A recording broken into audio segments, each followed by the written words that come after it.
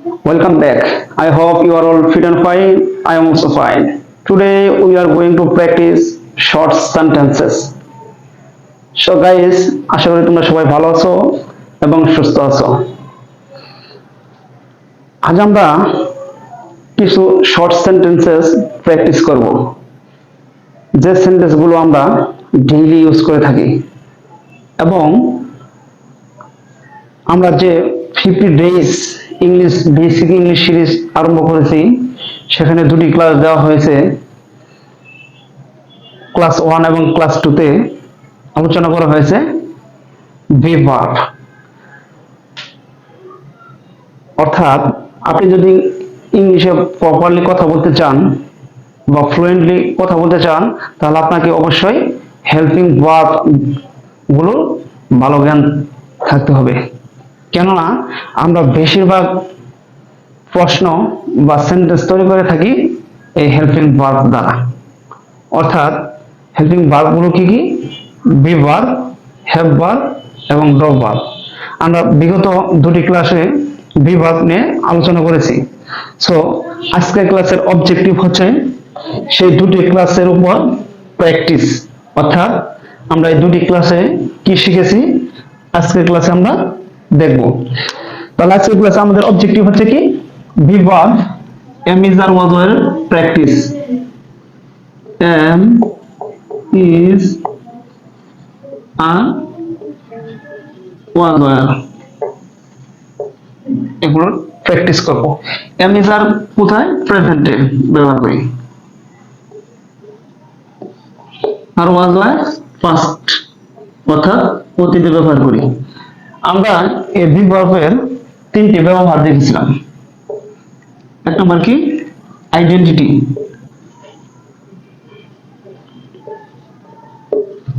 Identity অর্থাৎ পরিচয়। দুই নম্বর দেখেছিলাম, দুই নম্বর হচ্ছে কি? কন্ডিশন অর্থাৎ অবস্থা। কিসের অবস্থা? এটা হচ্ছে আমরা কি মানসিক অবস্থা বোঝাই।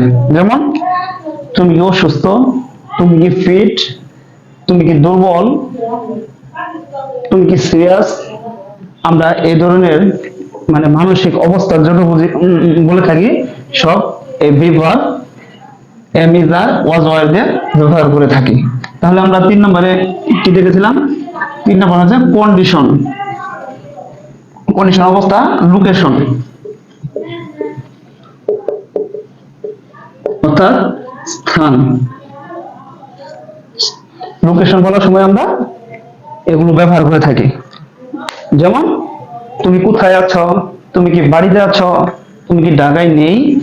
এই ধরনের আমরা যে সেন্টেন্স গুলো ডেইলি লাইফে ইউজ করে থাকি, আমরা এই helping verb am is are was were দিয়ে মেক করতে পারি। আজকের ক্লাসে আমরা সেটি দেখব। আমি কিছু সেন্টেন্স লিখে নিয়েছি, এই সেন্টেন্স গুলো আমরা প্র্যাকটিস করব। সো আমরা ইংলিশে প্রশ্ন করার সময় আমরা দুটি স্ট্রাকচার লিখেছিলাম। একটি হচ্ছে যেটি ইয়েস অথবা নো দ্বারা উত্তর দেওয়া যাবে, সেটিকে আমরা কি দ্বারা? হেল্পিং ভার্ব দ্বারা শুরু করতে পারি sentence. Helping verb plus subject plus others.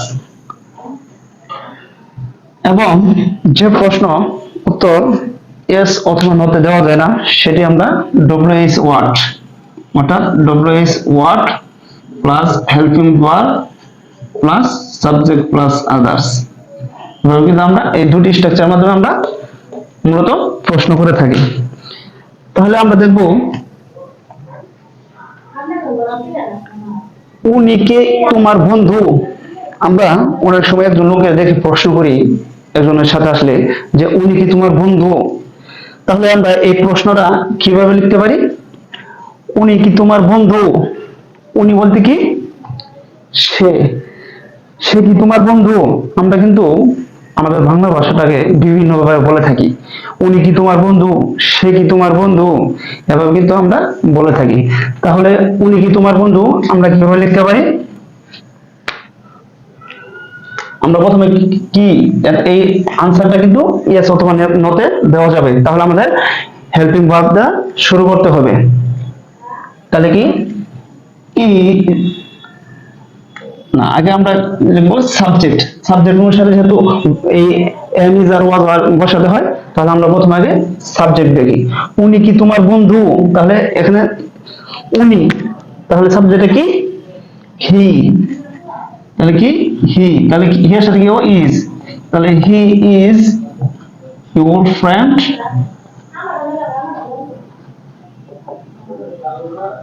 He is your friend, সে কি তোমার বন্ধু? ইজ হি ইউর ফ্রেন্ড, সে কি তোমার বন্ধু? এখন যদি বলে উনি কি তোমার বাবা? ইজ হি ইউর ফাদার, উনি কি তোমার বাবা? এভাবে কিন্তু আমরা প্রশ্ন করে থাকি। তারপরে প্রশ্ন দিই নেক্সট, লোকটা কে? লোকটা কে? আমরা কিন্তু অপরিচিত কাউকে দেখলে প্রশ্ন করি যে ওই লোকটা কে। তাহলে আমরা যে এবার প্রশ্ন করি যে লোকটা কে, তাহলে কি কে এর জন্য কি হু। এই প্রশ্ন কিন্তু আমরা ইয়েস অথবা নো দ্বারা উত্তর দিতে পারবো না। কেন? কেউ যদি প্রশ্ন করে যে উনি কে, আপনি কি বলতে পারেন ইয়েস অথবা নো? নো, আপনি বলতে পারবেন না। তাহলে আপনাকে কি একটা ইনফরমেশন দিতে হবে। তাহলে আমাদের কি দ্বারা শুরু করতে হবে? ডব্লিউএইচ ওয়ার্ড দ্বারা শুরু করতে হবে। তাহলে ডব্লিউএইচ ওয়ার্ড দ্বারা যদি আমরা প্রশ্ন শুরু করি, তাহলে কে এর জন্য কি হু। হু মানে কে, তাহলে লোকটিকে হু is the guy, অথবা বলতে পারেন who is the man, লোকটি কে, who is the guy বা who is the man, লোকটি কে, লোকটি কে। আপনি উত্তর কিন্তু বলতে পারেন লোকটি আমার বন্ধু, তাহলে কি the man is my friend, ওই লোকটি আমার বন্ধু, বা he is my friend, সে আমার বন্ধু। লোকটা কে ছিল? এখন যখন আমরা একটা লোক আসার পরে চলে গেছে, তখন আমরা ওই লোককে যদি না চিনি, তাহলে আমরা কিন্তু পরবর্তীতে প্রশ্ন করি যে ওই লোকটা কে ছিল, অর্থাৎ কি অতীত পাস্টের কথা জিজ্ঞাসা করছি যে লোকটা কে ছিল। তাহলে আমরা এই লোকটি কে ছিল, এবার তবে আমরা কিভাবে প্রশ্ন করতে পারি? আমাদের প্রশ্ন করতে ওয়াজ অথবা ওয়ার বসাতে হবে ভার্ব হিসেবে। তাহলে লোকটা কে ছিল, কে জন্য কি হু, who was the guy অথবা who was the man, লোকটা কে ছিল, who was the guy অথবা who was the man। এভাবে বলতে হয় who was the person, লোকটা কে ছিল। আপনি উত্তরে বলতে পারেন লোকটা একজন স্টুডেন্ট ছিল, বা উনি একজন স্টুডেন্ট ছিলেন, হি ওয়াজ আ স্টুডেন্ট, উনি একজন স্টুডেন্ট। ওরা কারা? যখন অনেক লোকজন গোলমাল করছে, তখন কিন্তু আমরা দূর থেকে প্রশ্ন করি যে ওই লোকগুলো কারা বা ওরা কারা। ওরা কারা মানে তারা কারা।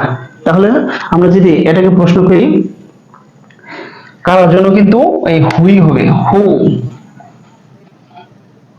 এর জন্য কি হবে? হু। তাহলে ওরা কারা, তাহলে হু আর দে, হু আর দে, ওরা কারা, প্রত্যেকটা কি প্রশ্নবোধক চিহ্ন।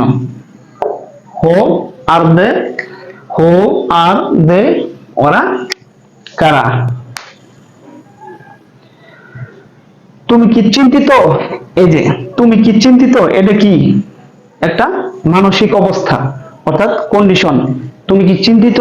তুমি কি অসুস্থ? তুমি কি শিওর? তুমি কি আনফিট? এভাবে কিন্তু আমরা অনেক প্রশ্ন করে থাকি। তাহলে এটি কি কন্ডিশন, অর্থাৎ মানসিক অবস্থা। তাহলে মানসিক অবস্থা বোঝাতে আমরা এই হেল্পিং ভার্বটা প্রশ্ন করে থাকি। তাহলে তুমি কি চিন্তিত? তাহলে আমরা কিভাবে প্রশ্ন করে পারি? Are you worried?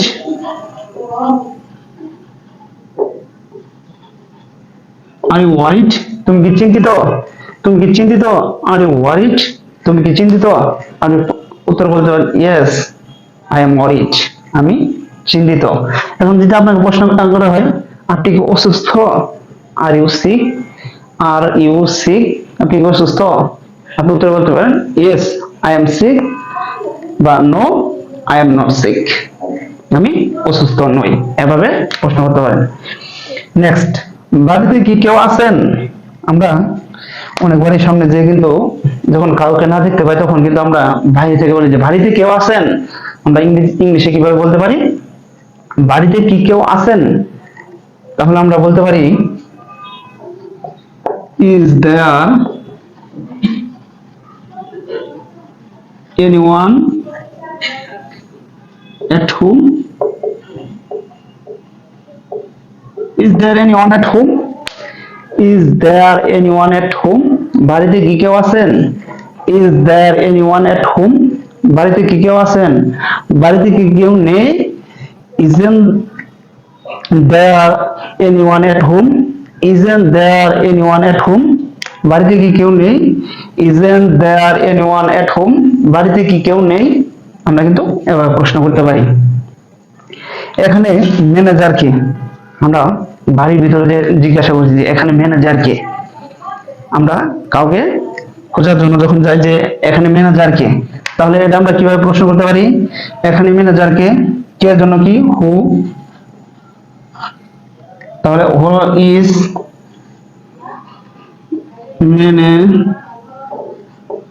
Manager here, who is manager here, who is manager here, এখানে ম্যানেজার কে, who is manager here, who is manager here, এখানে ম্যানেজার কে। এখন যে প্রশ্ন করা হয় যে এই গাড়িটির ড্রাইভার কে? Who is the driver of this car, who is the driver of this car, এই গাড়িটির ড্রাইভার কে? আমরা বলতে পারি তুমি কোথায় আছো? এই যে একটা প্রশ্ন, আমরা কিন্তু কথা বলার যদি স্পিকিং করতে চাই আমাদেরকে জিজ্ঞাসা করতে মাস্ট, এটা জিজ্ঞাসা করতে হয় যে তুমি কোথায় আছো, অর্থাৎ তার লোকেশন, স্থান। এই লোকেশন বা স্থান বলার ক্ষেত্রে আমরা এমিজার ওয়ার্ডে প্রশ্ন করতে পারি। তাহলে তুমি কোথায় আছো, তাহলে তুমি কোথায় আছো এই প্রশ্নের উত্তরে কিন্তু আমরা ইয়েস অথবা নো বলতে পারবো না। কেন? এখানে আমাদের কোনো একটা লোকেশন অর্থাৎ স্থানের নাম বলতে হবে যে আমি অমুক ওই জায়গায় আছি। তাহলে আমাদেরকে এই প্রশ্নটা কি দ্বারা শুরু করতে হবে? ডব্লিউএস ওয়ার্ড দ্বারা। তাহলে আমরা জানি কোথায়, কোথায় লোকেশন জানার ক্ষেত্রে কি হোয়ার, হোয়ার তুমি আছো, তাহলে হোয়ার are you, where are you, তুমি কোথায় আছো, তুমি কোথায় আছো। এখন যদি পাস্টে কথা বলি যে তুমি কোথায় ছিলে, where were you, where were you, তুমি কোথায় ছিলে। এখন যে সেন্টেন্স আরেকটু বড় করি যে তুমি গতকাল কোথায় ছিলে, where were you yesterday, where were you yesterday, তুমি গতকাল কোথায় ছিলে। তুমি কি বাড়িতে আছো, এই যে তুমি কি বাড়িতে আছো, আপনি এই প্রশ্নটা আপনি উত্তরটা আগে দেখেন নেন। আমি বাড়িতে আছি আমরা কিভাবে লিখবো? আই এম এট হোম, আমি বাড়িতে আছি। You are at home, you are at home, তুমি বাড়িতে আছো। কিন্তু এটাকে যখন আমরা প্রশ্নবোধক করব তুমি কি বাড়িতে আছো, তাহলে আরটাকে আমাদের কি আগে নিয়ে আসতে হবে। তাহলে তুমি কি বাড়িতে আছো, are you at home, are you at home, তুমি কি বাড়িতে আছো, আর ইউ এট হোম, তুমি কি বাড়িতে আছো। তুমি কি অফিসে আছো, আর ইউ এট অফিস, তুমি কি অফিসে আছো। আর ইউ ইন ঢাকা, তুমি কি ঢাকায় আছো। আপনারা কিন্তু এভাবে প্রশ্ন করে থাকি। নেক্সট, তুমি কি বাড়িতে নেই, এই তুমি কি বাড়িতে নেই কি নেগেটিভ সেন্টেন্স, অর্থাৎ নেগেটিভ ইন্টারোগেটিভ সেন্টেন্স। তাহলে তুমি কি বাড়িতে নেই, আমরা এটা কিভাবে লিখবো? aren't aren't you at home? aren't you at home? তুমি কি বাড়িতে নেই? aren't you at home? তুমি কি বাড়িতে নেই? আমরা যখন ইন্টারোগেটিভ প্রশ্ন অর্থাৎ জিজ্ঞাসা করব, তখন কিন্তু আমরা এই এভাবে লিখতে পারবো না যে are not you at home, are not you at home আমরা কিন্তু এভাবে লিখতে পারবো না। এভাবে লিখে কি আমাদের ভুল হয়ে যাবে। আমরা যদি এই সাবজেক্টের আগে হেল্পিং ভার্বের সাথে নট লাগাতে চাই, তাহলে আমাদেরকে কি জাস্ট আরএন্ট কন্টাক্ট ফ্রম ইউজ করতে হবে। আর যদি আপনি কন্টাক্ট ফ্রম ইউজ করতে না পারেন, তাহলে আপনাকে এভাবে লিখতে হবে যে তুমি কি বাড়িতে নেই, are you not at home, are you not at home, তুমি কি বাড়িতে নেই। আপনাকে কিন্তু এই নটটা সাবজেক্টের পরে দিতে হবে, তাহলে গ্রামাটিক্যাল সঠিক হবে। তাহলে এই সেন্টেন্সটা কি কারেক্ট আর এটা কি ভুল। তাহলে আমরা তুমি কি বাড়িতে আছো, আরএন্ট ইউ এট হোম, তুমি কি বাড়িতে আছো। আমরা যদি বলি তুমি কি বাড়িতে নেই, আরএন্ট ইউ এট হোম, তুমি কি অফিসে নেই, আরএন্ট ইউ এট অফিস, তুমি কি অফিসে নেই। তুমি কি ঢাকায় নেই, আরএন্ট ইউ ইন ঢাকা, তুমি কি ঢাকা নেই। তুমি কি ক্লাসরুমে নেই, aren't you in classroom, aren't you in your classroom, তুমি কি তোমার ক্লাসরুমে নেই। এভাবে কিন্তু আমরা প্রশ্ন করতে পারি। সো আপনি যদি ইংলিশ শিখতে চান, তাহলে আপনাকে বেশি বেশি প্র্যাকটিস করতে হবে। আমি কয়েকটি সেন্টেন্স অর্থাৎ 10টি সেন্টেন্স নিয়েছি, এই 10টি সেন্টেন্স এক্সপ্লেনেশন করার চেষ্টা করেছি। সো আপনারা যদি এই ক্লাসটি বুঝে থাকেন, তাহলে অবশ্যই এই verb am is are was were অর্থাৎ এই ভার্ব দ্বারা আপনি প্র্যাকটিস করুন। আরো আপনার খাতার ভিতরে কিছু সেন্টেন্স লিখে প্র্যাকটিস করুন। প্র্যাকটিস করলে আপনার দীর্ঘদিন মনে থাকবে। তাহলে আমরা নেক্সট অর্থাৎ পরবর্তী ক্লাসে আলোচনা করব হ্যাভ ভার্ব নিয়ে। ভার্ব এর আলোচনা মোটামুটি কমপ্লিট। আমরা আলোচনা করব হ্যাভ ভার্ব নিয়ে। সো